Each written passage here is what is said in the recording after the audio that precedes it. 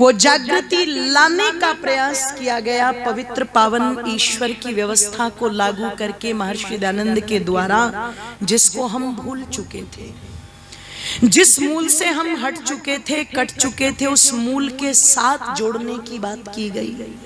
सच्चा ईश्वर क्या है, सच्चा धर्म क्या है, इसको बताने की बात की गई।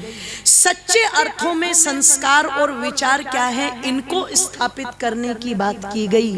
और वास्तविकता में देशभक्ति क्या है, इसका पाठ भी अगर पढ़ाने का काम किया तो वो आर्य समाज ने ही किया।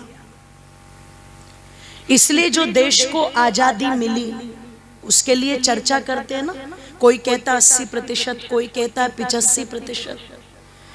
मैं निवेदन आप लोगों के मध्य में कर दूं, मैं ये तो नहीं कह सकती कंफर्म, क्योंकि चीजें अलग अलग मिलती है, पर मैं इतना जरूर कह सकती हूं, चाहे उस समय का गरम दल था और चाहे उस समय का नरम दल था, दोनों के मूल में जो नेता बैठे हुए थे वो अगर अपना आदर्श किसी को मानते थे तो वो महर्षि दयानंद को अपना आदर्श मानते थे। ध्यान रखना, चाहे वो गोपाल कृष्ण गोखले गोविंद जी रानाडे हो, या फिर वो इधर मैं निवेदन कर दूं श्याम जी कृष्ण वर्मा या वीर सावरकर हो, ये सब कहीं ना कहीं ऋषि दयानंद को अपना आदर्श मानते थे। और आज भी जहां जहां आर्य समाज की जड़ें गई हुई हैं, ध्यान रखिएगा, मेरठ का एक लड़का है दिवाकर पुंडीर, अभी कुछ समय पहले, कई वर्ष पहले एक मिस इंडिया का कंपटीशन हुआ था, मिसेस इंडिया का, मिस्टर इंडिया का सॉरी, जैसे मिसेस इंडिया के होते हैं वैसे मिस्टर इंडिया के भी होते हैं, लड़कों के भी। तो उसमें 3 जो लास्ट में रह जाते हैं वो कुछ क्वेश्चन आंसर उनसे करते हैं।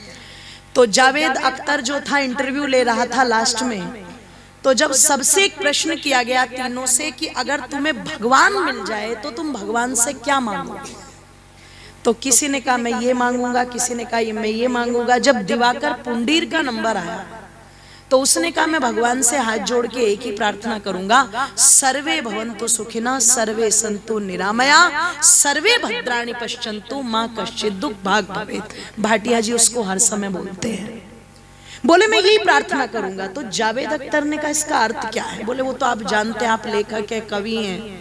बोले फिर भी तुम बताओ, मैं तुमसे जानना चाहता हूँ कि सब सुखी हो, सब निरोग हो, कोई दुखी ना हो, किसी को कोई कष्ट ना हो, मैं ये प्रार्थना करूंगा। जावेद अख्तर अपनी कुर्सी से खड़ा हो गया, दिवाकर पुंडीर को विजेता घोषित कर दिया और विजेता घोषित करके ये पूछा, जब मैंने कहा था कि तुरंत उत्तर देना है तो इतनी जल्दी तुम्हारे मस्तिष्क में ये इतनी बड़ी बात कैसे आ गई कि तुमने सबके लिए वहां पर प्रार्थना मांग ली। तो दिवाकर पुंडीर कहता ये बचपन से नहीं, ये अभी नहीं आई है, मैं आर्य समाजी परिवार से हूँ, मेरे घर में प्रतिदिन यज्ञ होता है और बचपन से मेरे माता पिता से मैं सुनता आ रहा हूँ सर्वे भवन्तु सुखिनः। ये वहां के विचार। इसका मतलब जहां आर्य समाज का जादू चल गया वहां मस्तिष्क में कुछ न कुछ तो बोलो शुद्धता रहेगी। जिस समय पंचकुला के अंदर राम रहीम का फैसला सुनाया गया था और 15 मिनट के अंदर उसको एक ही नहीं, एक जन्म में कितनी कारावास मिली जी, बोलो 2 मिली, है ना। 15 मिनट में फैसला सुना दिया। तो 15 मिनट के उस फैसले में आप जानते होंगे जिस जज ने फैसला सुनाया था वो भिवानी की तरफ के रहने वाले जगदीप लोहान।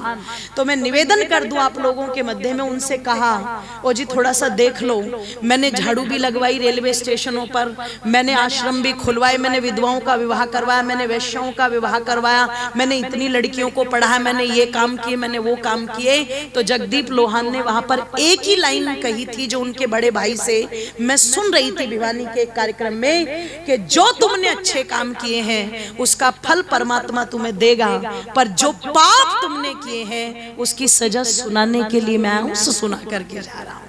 लिख के तुरंत चले गए। जब पता लगा अगर कोई पाखंडी ढोंगी होता तो डरता जरूर कि इतने बड़े बाबा को मैं सजा सुना रहा हूं, ये कहीं मुझे श्राप ना दे दे। डरते ना लोग श्राप से, इसीलिए तो आचार्य जी से कहते हैं, आचार्य जी जब तक आप जल छिड़कोगे नहीं तब तक हम मानेंगे ही नहीं। और कई जगह तो जब लोटे से जल छिड़कता है ना तो ऐसे बिल्कुल वो गाय की तरह सींग करके जैसे आगे को हो जाएंगे, मुझ पे भी छींटे गिर जाए और अभी मैं सीधे मुक्ति में पहुंच जाऊं, ऐसा सोचते हैं। ये मानसिकता है, मुझ पे भी छिड़क दो, मुझ पे भी छिड़क दो, जैसे अमृत छिड़का जा रहा हो, है ना। पर आचार्य जी ने पहले दिन बोल दिया तो चांदपुर वाले तो डर गए होंगे कि ये मजबूत वाले ने कुछ बोल दिया तो ये उल्टा और उस पर एक प्रवचन सुना देंगे। निवेदन आप लोगों के मध्य में कर दूं तो किसी को लगा, अगर कोई होता तो वो सोचता ये श्राप दे देगा, मैं क्यों सुनाऊं, क्योंकि इतना जादू राम रहीम का लोगों के सर पर चढ़ करके बोला कि महिलाओं ने तो यहाँ तक कहना शुरू कर दिया था हरियाणा में, धन धन सतगुरु तेरा ही आसरा और तू ही पीहर तू ही सासरा, यहाँ तक कहने लगी थी वो तो। पर वो डरा नहीं। और जब उस जगदीप लोहान की हिस्ट्री को टटोल करके देखा गया तो पता लगा बचपन से ही आर्यवीर दल के कार्यक्रमों में भाग लेने वाला है, इसका मतलब आर्य समाज का रंग चढ़ा हुआ है। अभी आप लोगों ने पिछले दिनों देखा होगा जिस समय पुलवामा का अटैक हुआ था और उसके बाद में भारत का एक विंग कमांडर जिसका नाम क्या था, बोलो क्या बात है, अभिनंदन। मैं निवेदन कर दूं आप लोगों के सामने, विंग कमांडर अभिनंदन जो पाकिस्तानी जेट का पीछा करते करते पाकिस्तान की सीमा में घुस गया।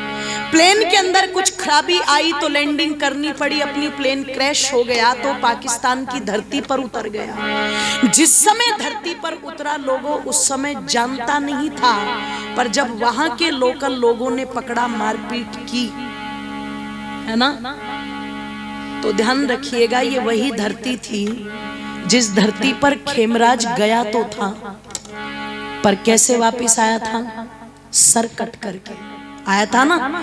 और खेमराज के पिता ने एक बयान दिया था, जिस समय तुम भर्ती करते हो तो 1 इंच की भी लंबाई कम नहीं लेते थे, और जब लाश पकड़ाते हो घर वालों को तो गठड़ी बांध के दे देते हो, लेते पूरी हो तो दे भी पूरा दिया करो। ये लाश तो पूरी दे देते, कम से कम सिल के दे देते, क्योंकि गर्दन आई कट करके। तो वो जानता था अच्छी तरह से, पर डरा नहीं। जानते हो क्यों? क्योंकि परिवार में बचपन से वैदिक धर्म का वातावरण उसे भी वहां पर बोलो मिला है।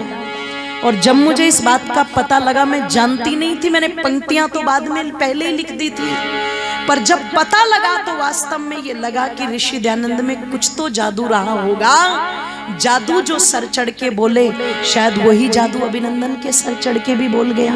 और आइए चंद पंक्तियां कह करके वाणी को विरमित करूं कि भारत मां तेरी शान बढ़ाकर,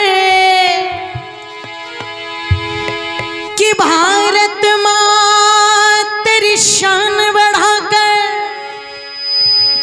अरे अभिनंदन घर आया है। डंडे पर झंडा भारत का लहर लहर रहे राया है। डंडे पर झंडा भारत का लहर लहर रहे राया है। भारत माँ तेरी शान बढ़ाकर, भारत माँ तेरी शान बढ़ाकर अभिनंदन घर आया है। डंडे पर झंडा भारत का लहर लहर रहे राया है। डंडे पर झंडा भारत का लहर लहर रहे राया है। डंडे पर झंडा भारत का लहर लहर लहराया है। डंडे पर झंडा भारत का लहर लहर लहराया।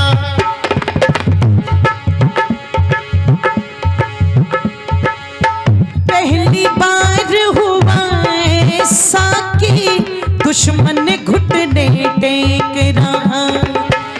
पहली बार हुआ ऐसा कि दुश्मन घुटने टेक रहा। पाकरी ना पाक जो हरकत उस पर क्यों ना खेद रहा।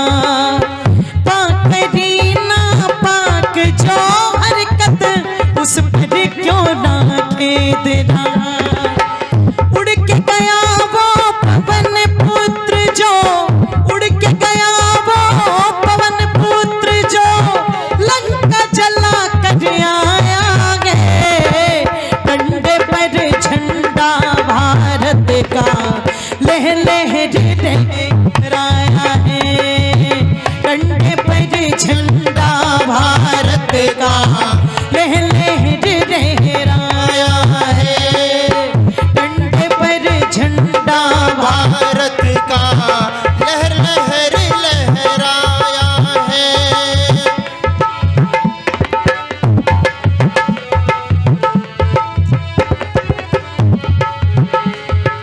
निवेदन कर रही थी। जेनेवा संधि तब भी थी जब गर्दनें कट कट कट के आती थी, पर मौनी बाबा गए और बोलने वाले आए तो उसका अंतर तो दिखाई दिया। कोई माने या न माने, ध्यान रखना। और मैं किसी पार्टी से नहीं हूं कि प्रचार करने बैठी हूं, मुझे नहीं देते भाजपा वाले चवन्नी भी, पर इतना जरूर कहूंगी जो सच है सो सच है।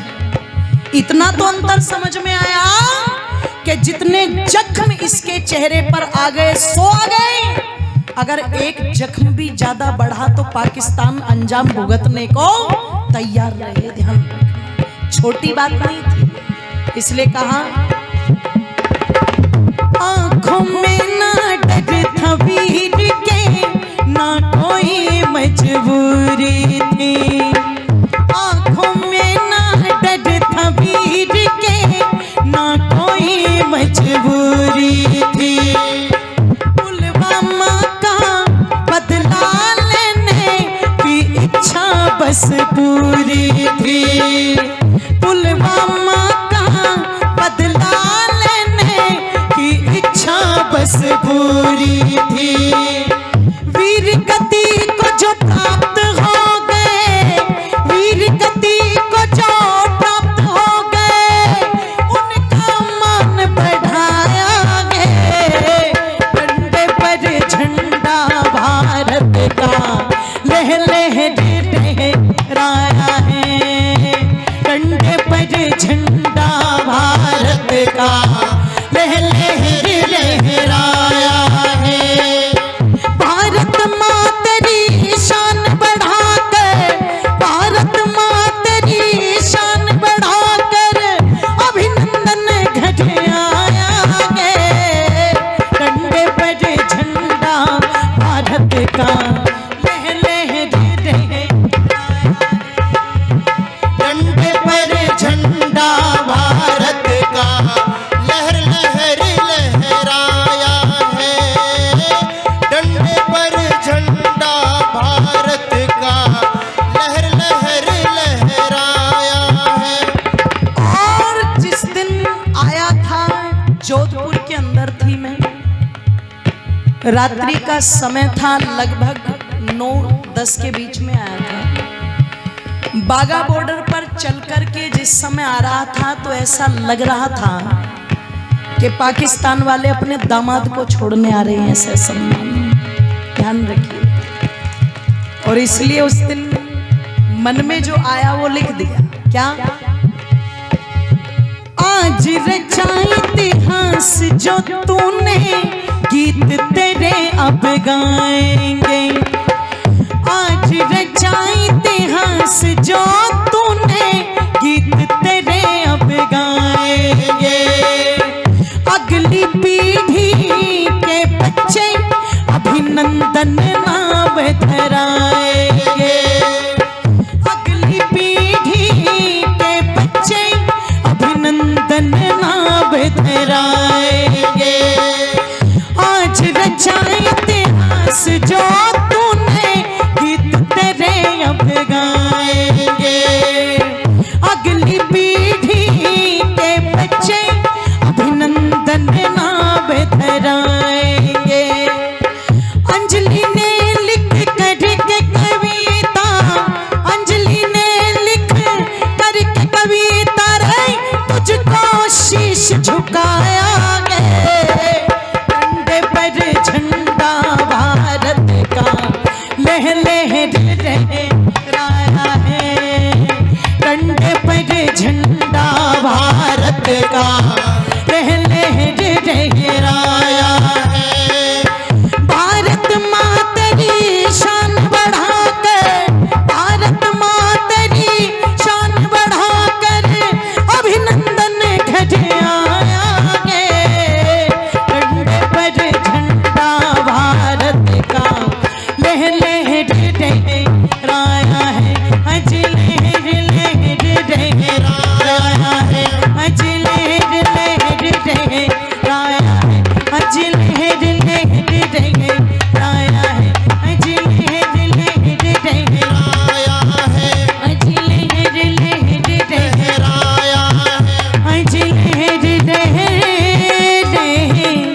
लहराया